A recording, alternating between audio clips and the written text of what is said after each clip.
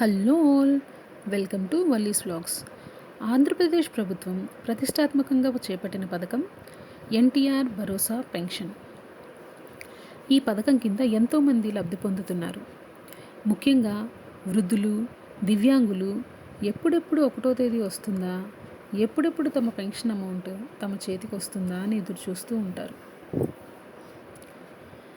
ఈ పెన్షన్ స్కీమ్లో భాగంగా ఈ నెల సెప్టెంబర్ నెల 1వ తేదీ ఆదివారం కావడంతో సెప్టెంబర్ నెలలో ఇచ్చే పెన్షన్ని 31 ఆగస్ట్ నాడే ఇవ్వాలని ఆంధ్రప్రదేశ్ ప్రభుత్వం నిర్ణయించింది.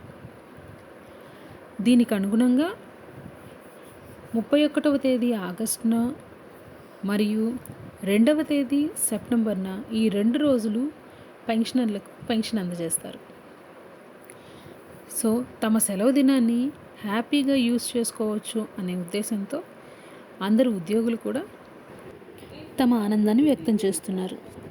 ఈ వీడియో కనుక మీకు నచ్చినట్లయితే లైక్ చేయండి, షేర్ చేయండి, సబ్స్క్రైబ్ చేసుకోండి.